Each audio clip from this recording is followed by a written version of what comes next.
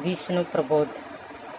सूत जी बोले, इस प्रकार ब्रह्मा तथा विष्णु के द्वारा स्तुति किए जाने पर प्रसन्न होकर महादेव जी उन दोनों से बोले, हे श्रेष्ठ देवों, सभी भय से छूटने वाले मुझे महादेव को देखो।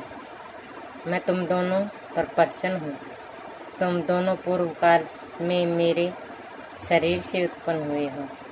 ये जो लोकों के पितामह ब्रह्मा जी हैं, वे मेरे दाहिने भाग हैं तथा हृदय से उत्पन्न विश्वात्मा विष्णु मेरे बाएं भाग हैं। मैं तुम पर प्रसन्न हूँ। जो इच्छा हो आप वरदान मांगिए। इस प्रकार उनके कहने पर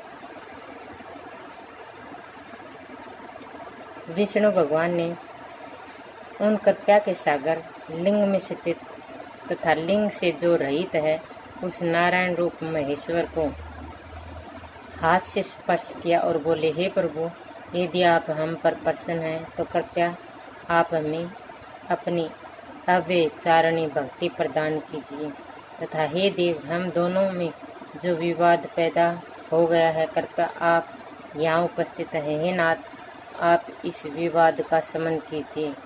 उनके वचनों को सुनकर भगवान शिव विष्णु से कहने लगे, हे वत्स्य, हे विष्णु, हे हरे, तुम इस सृष्टि स्थित प्रलय और नाश करने वाले हो, परंतु तुम इस चराचर जगत का पालन कीजिए।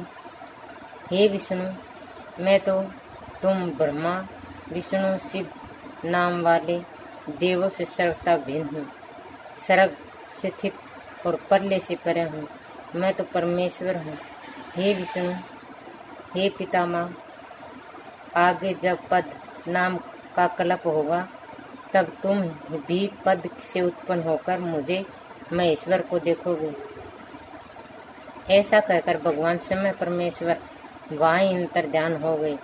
तब से लेकर इस संसार में लिंग पूजा की प्रतिष्ठा हुई। हे ऋषियों, लिंग वेदी जो महादेव जी हैं तथा जो लिंग हैं वह साक्षात परमेश्वर ही हैं। सभी देवताओं का लय हो जाने पर ही लिंग शब्द है, यानी लेनात लिंग। जो लिंग महेश्वर के समीप जाता है तथा हे ब्राह्मणों, वह शिव तत्व को प्राप्त हो जाता है। इसमें अन्यथा विचार नहीं करना चाहिए।